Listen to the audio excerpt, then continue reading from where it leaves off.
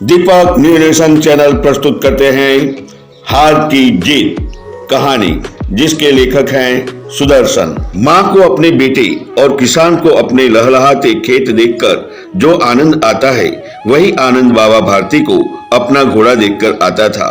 भगवत भजन से जो समय बचता वह घोड़े को अर्पण हो जाता। वह घोड़ा बहुत ही सुंदर और बलवान था। इसके जोड़ का घोड़ा सारे इलाके में न था।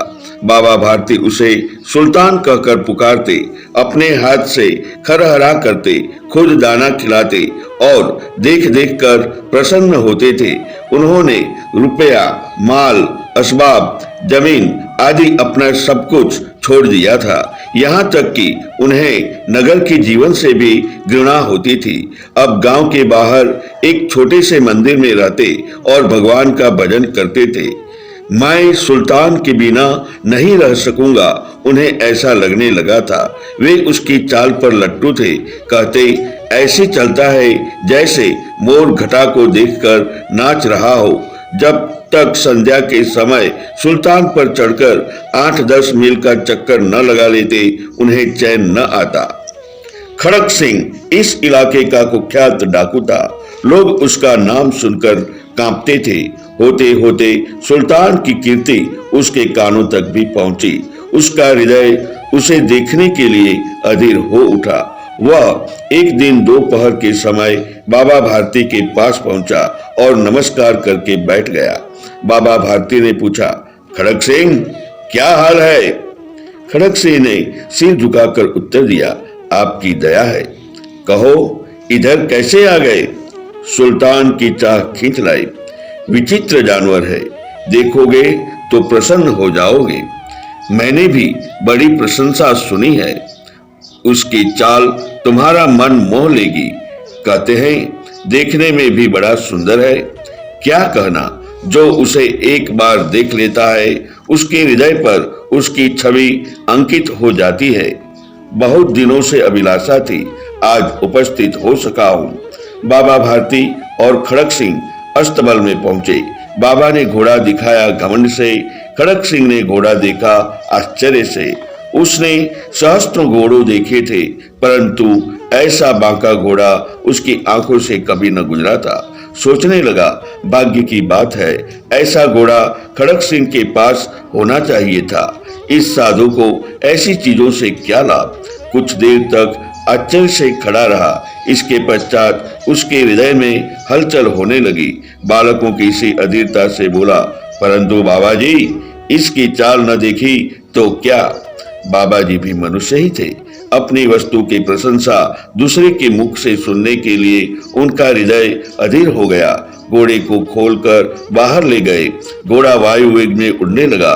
घोड़े की चाल देखकर उसके हृदय पर सांप लौट गया। वह डाकू था और जो वस्तु उसे पसंद आ जाए उस पर वह अपना अधिकार समझने लगता था। उसके पास बाहुबल था और आदमी थे। जाते जाते उसने कहा, बाबा जी, मैं यह घोड़ा आपके पास न रहने दूंगा। बाबा भारती डर गए। अब उन्हें रात को नींद न आती। सारी रात अस्तबल की रखवाली में कटने लगी। प्रतिक्षण खड़क सिंह का डर लगा रहता था, परंतु कई महीने बीत गए और वह न आया। यहाँ तक कि बाबा भारती कुछ असावधान हो गए। संध्या का समय था। बाबा भारती सुल्तान की पीठ पर सवार होकर घूमने जा रहे थे। इस समय उनकी आंखों में चमक थी, मुख पर प्रसन्नता। कभी घोड़े के शरीर को देखते, कभी उसके रंग को, और वह मन में फूले न समाते थे। सहसा एक ओर से आवाज आई, ओ बाबा, इस कंगले की सुनते जाना। आवाज में करुणा थी। बाबा ने घोड़े को रोक लिया। देखा, एक अपाहिज वृक्ष की छाया में पड़ा कराह रहा है। बोले, क्यों, तुम्हें क्या कष्ट है? अपाहिज ने हाथ जोड़कर कहा, बाबा, मैं दुखियारा हूँ, मुझ पर दया करो। रामावाला यहाँ से 3 मील है, मुझे वहीं जाना है। घोड़े पर चढ़ा लो, परमात्मा भला करेगा। वहां तुम्हारा कौन है? दुर्गादत्त वैद्य का नाम सुना होगा, उनका सौतेला भाई हूँ। बाबा भारती ने घोड़े से उतरकर अपाहिज को घोड़े पर बैठा लिया और स्वयं उसकी लगाम पकड़कर धीरे धीरे चलने लगे। सहसा उन्हें झटका सा लगा और लगाम हाथ से छूट गई।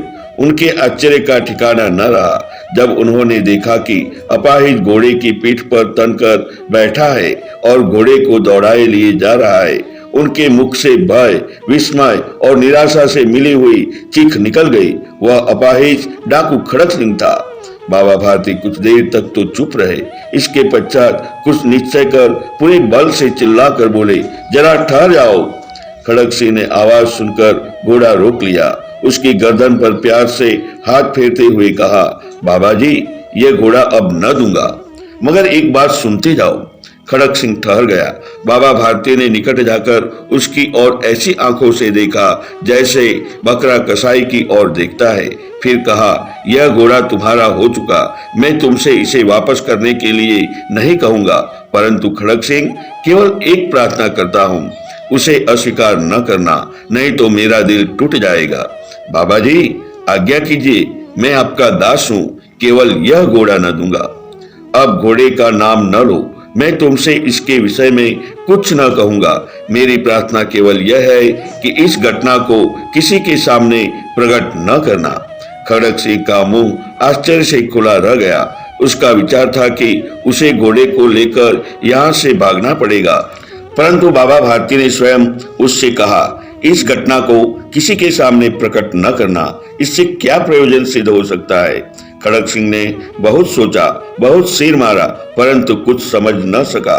हार कर उसने अपनी आंखें बाबा भारती के चेहरे पर गड़ा दी और पूछा, बाबा जी, इसमें आपको क्या डर है?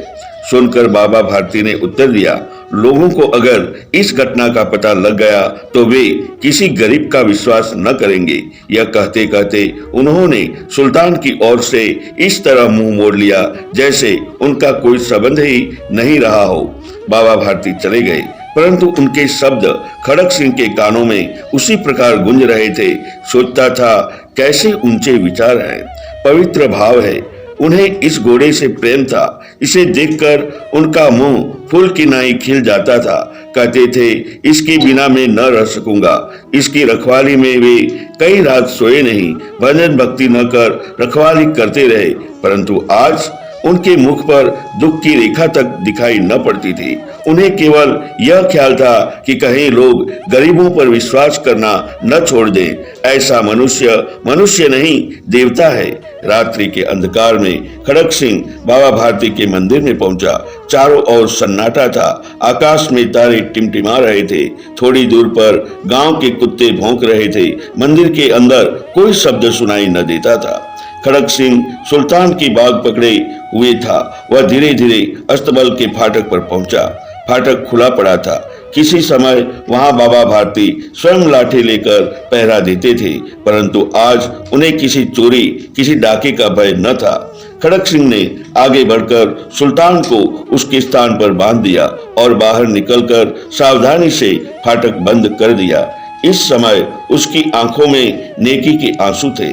रात्रि का तीसरा पहर बीत चुका था। चौथा पहर आरंभ होते ही बाबा भारती ने अपनी कुटिया से बाहर निकल ठंडे जल से स्नान किया। उसके पश्चात इस प्रकार जैसे कोई स्वप्न में चल रहा हो, उनके पांव अस्तबल की ओर बढ़े, परंतु फाटक पर पहुंचकर उनको अपनी भूल प्रतीत हुई। साथ ही घोर निराशा ने पांव को मन भर का बना दिया। वे वहां रुक गए। घोड़े ने अपने स्वामी की पांव की चाप को पहचान लिया और जोर से हिनहिनाया। अब बाबा भारती आश्चर्य और प्रसन्नता से दौड़ते हुए अंदर घुसे और अपने प्यारे घोड़े के गले से लिपटकर इस प्रकार रोने लगे मानो कोई पिता बहुत दिन के बिछड़े हुए पुत्र से मिल रहा हो। बार बार उसकी पीठ पर हाथ फेरते, बार बार उसके मुंह पर थपकियां देते। फिर वे संतोष से बोले, अब कोई गरीबों की सहायता से मुंह नहीं मोड़ेगा। अगर आप हमारे दीपक न्यूज नेशन चैनल पर पहली बार जुड़े हैं तो ऐसे कई वीडियो को देखने के लिए वीडियो को लाइक और चैनल को सब्सक्राइब करना न भूलें। धन्यवाद।